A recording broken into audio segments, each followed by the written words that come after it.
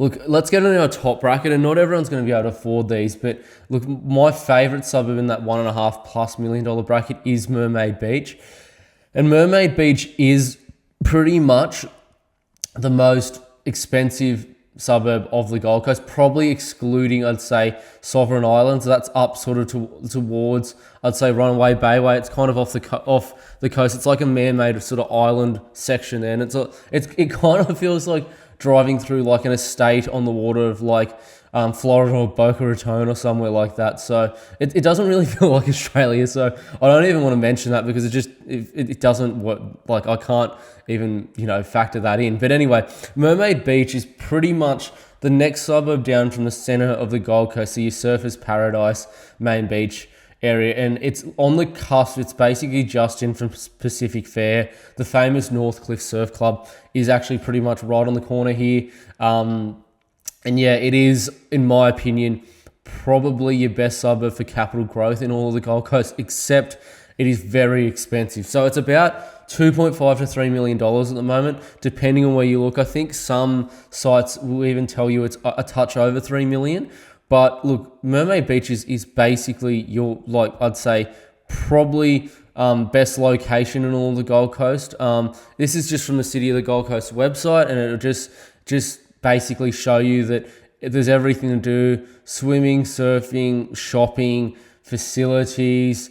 And you'll notice here pretty much all of the Gold Coast's most expensive residences are on Millionaires Row in Mermaid Beach. So Millionaires Row is basically the streets that basically line the beach frontage there. So you got places going for easily over $20 million there. So you got them going for, eastern suburbs of Sydney prices, but on the Gold Coast. So pretty much unheard of in all of the Gold Coast. But look, if you got about $2.5 to $3 million and you want to buy on the Gold Coast, I'd say Mermaid Beach is the best buy. Don't buy Sovereign Islands. It's just like, it's not going to do the same as Mermaid Beach. Another suburb is Main Beach. It's the next one I want to mention. Main Beach, funny enough, is actually, Main Beach is obviously where Main Beach is, but there's actually a pocket of houses in there, and you wouldn't believe it, but there's probably about 60 or 70 houses that are actually in there. So look, they are very tightly held and they don't come up much. And you probably don't want to fight with the developer over them because they are going to pay anything for them, especially if there's 2 sold or 3 sold at once for the land. But definitely a good suburb to consider. And it's just its location, obviously. It's right next to the CBD. You're next to literally everything there. So, there's a ferry near there. There's literally SeaWorld that's near there too.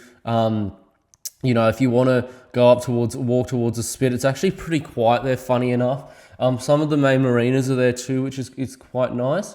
But again, do not fight with the developer over this block of land. If you're gonna buy it, make sure you're getting it without a developer fighting for you. And also, not only that too, but make sure I'd probably go there first, probably to both Main Beach and Mermaid Beach, because there's Mermaid Beach, I'd say the northern end especially, but most of these suburbs are surrounded by units, and it's not for everyone. Like, a lot of people, when they live in, especially if they're living to buy there, they want to, so they're living as a family to actually live there, not investing. A lot of people will not be comfortable with high-rise units kind of towering over their backyard and being able to see in their backyard. So I'd recommend probably somewhere like Burleigh or maybe like Miami for people that don't like that with a higher budget. But just go there if you're from Main Beach or looking to buy Main Beach or the northern pocket of Mermaid Beach as well.